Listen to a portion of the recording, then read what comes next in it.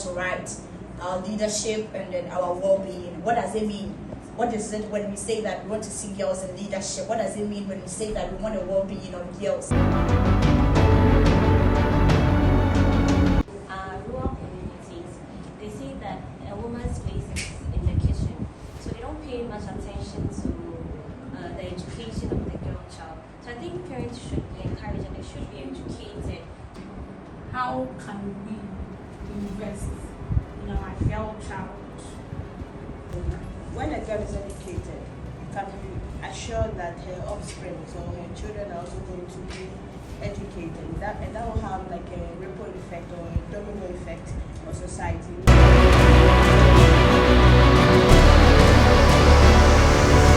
Whichever space they find themselves, they should use their voice. They should be empowered to know, yes, we have a voice. We can stand up for our rights. Because we hear of rape cases, and then usually because they can't talk, somebody is touching them the wrong way, they can't talk.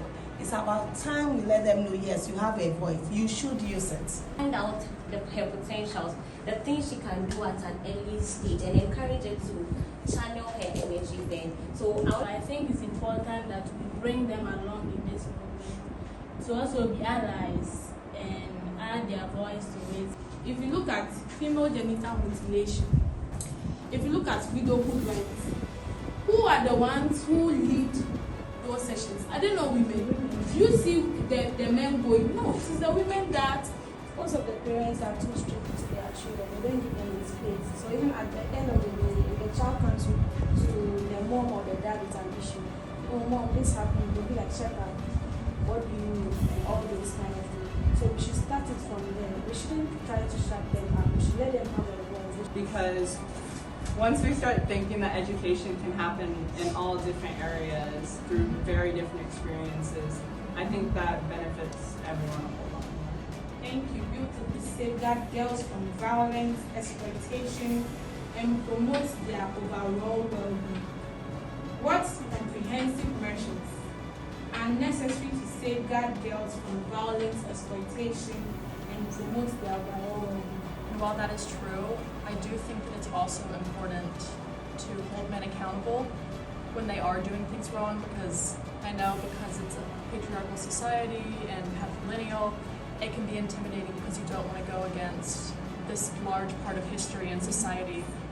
But the minute that you forget that you have a voice, educate a woman, you educate the whole nation, rather than just educating one man and educating one place. Responsibility to change, but I think that a lot can be done by also educating men and boys on proper ways to treat girls and make sure that they understand that girls are just as good as they are and can do just as many things. I think that girls are painted as like emotional and like that can make them seem weak. But I think that all of us are capable of being emotional and logical human beings, and that makes us even more powerful. Can create a space or can organize seminars so that you can share their ideas. Thank you. Please, I think Support and encouragement plays a vital role. I can have the aim and dreams to pursue something, but maybe sometimes some people just need a little push. Someone to say, it's okay, you can do it, go ahead and do it. So, but we are leaving the boys behind. I think that the discussion we are having here, if we would have involved some of the guys too, they will be able to understand that the guys should not go alone. Whilst we are going, we should ensure that we go hand in hand. Shouldn't just throw girls out there or just go to school, but we might be willing to mentor them to take up leadership positions.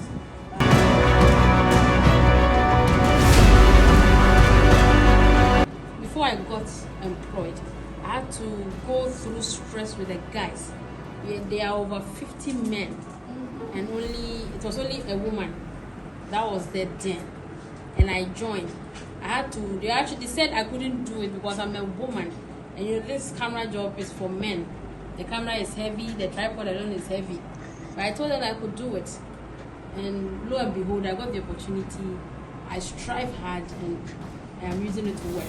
if we are enrolling 100 students, 50 women or 60 women, when it has to do with political parties, there should be designated constituencies that will say women will govern, or maybe women will hold this ministry or this department or stuff like that.